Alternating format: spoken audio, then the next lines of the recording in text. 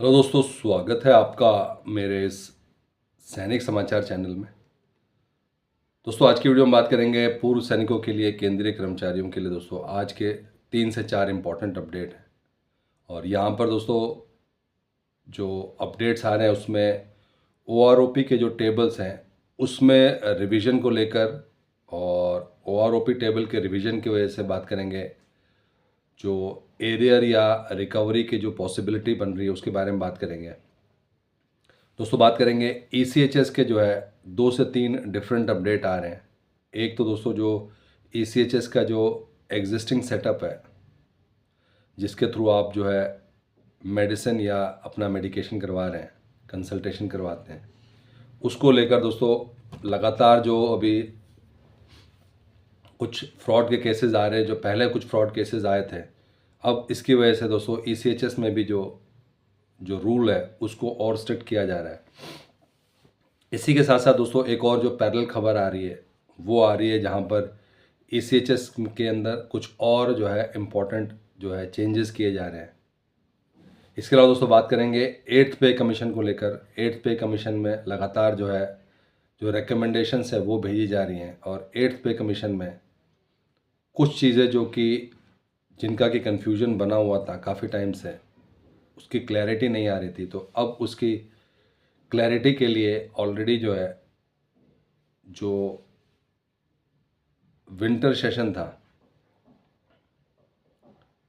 वहाँ पर 2 इम्पॉर्टेंट बातें हैं जिनका कि अब क्लैरिफिकेशन हो चुका है। एक तो ऑफिशियल नोटिफिकेशन ऑफ 8th पे कमीशन, एक कॉन्स्टिट्यूशन ऑफ 8th पे कमीशन, और जो नेक्स्ट पॉइंट है वो है आपका 58% DA मर्ज। तो बात करते हैं दोस्तों आज के इन सभी इम्पॉर्टेंट अपडेट्स के बारे में। दोस्तों, अगर चैनल पर आप पहली बार हैं तो चैनल को ज़रूर सब्सक्राइब करें, जिससे आने वाली हर वीडियो का अपडेट आपको मिलता रहे, और साथ ही साथ बेल आइकन ज़रूर दबाएं। दोस्तों, OROP के टेबल्स में, इसको आप ऑनलाइन ज़रूर चेक करें, OROP के टेबल्स में कुछ मिसप्रिंट कह सकते हैं, या कुछ जो है जो प्रिंटिंग इन टाइम पे कुछ मिसफंक्शन जो टेबल्स थे उसमें कुछ इश्यूज हैं, और अभी इसका दोबारा से ऑडिट किया गया, स्क्रूटनी किया गया, तो उसमें ये निकल के आया। और टाइमली अब जहाँ जहाँ पर कुछ फॉन्ट्स का इशू था, या कहीं पे जो है ठीक से क्लियरली नहीं पढ़ा जा रहा था, या कहीं गलत मिसप्रिंट हुआ था, लगभग जो है 121 टेबल्स हैं OROP में, जिसके बेसिस पे आपका जो है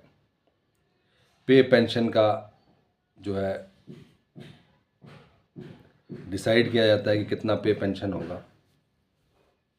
उसको लेकर दोस्तों अब नया टेबल जारी कर दिया गया है, और नया टेबल जारी करने का मतलब है कि अब कुछ जो नंबर्स थे जिसमें कि जो है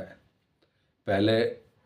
कुछ लोग एलिजिबल नहीं थे, अब इस जो क्लैरिटी की वजह से कुछ लोग एलिजिबल हो गए हैं। और एलिजिबल होने का मतलब ये है कि जो OROP 3 का जो 1/7/2024 से जो लागू है, उस जो इतने पीरियड का उनको नहीं मिला था just because of this misprint, तो उनको उसका बेनिफिट मिल सकता है, और कुछ लोगों को हो सकता है गलत मिला हो। दोस्तों, ये एरिया और रिकवरी जो है डिपेंड करता है, इसका कोई ऑफिशियल कोई नोटिफिकेशन नहीं है, लेकिन जो टेबल है उसके अंदर जो कुछ जो चेंजेस हुए हैं, जो कि प्रॉपर जो है फॉर्मेटिंग की ना होने की वजह से वो हो चुके हैं। दोस्तों, बात करते हैं दूसरे अपडेट की, वो है ECHS को लेकर। और ECHS में अब एक्स सर्विसमैन के लिए बिल्कुल स्ट्रिक्ट जो है अब इंस्ट्रक्शंस जो है पब्लिश कर दिए हैं, और इन इंस्ट्रक्शंस का जो सीधे सीधे मोटिव है कि जो ECHS के कार्ड का मिसयूज़ हो रहा है वो जो है स्टॉप हो, और उसको स्टॉप करने के लिए टाइमली आपको इंटीमेट करना पड़ेगा अगर आपका कोई डिपेंडेंट है जो आपके ऊपर डिपेंडेंट है। बट अब आने वाले टाइम में होता है ऐसा कि कोई बच्चा 20 साल का, 21 साल का या 24 साल का है, और उसके नेक्स्ट ईयर या with in a period of 6 months वो कोई जॉब जो है जॉब करने लगता है, उसको जॉब मिल जाती है, तो उस केस में क्या है कि वो डिपेंडेंट नहीं रहता। लेकिन बहुत सारे केसेस में ऐसा हो रहा है कि वो डिपेंडेंट नहीं है, फिर भी वो सारे के सारे फैसिलिटीज़ ली जा रही हैं। उसके बाद से दोस्तों कार्ड का जो मिसयूज़ है, जहाँ पर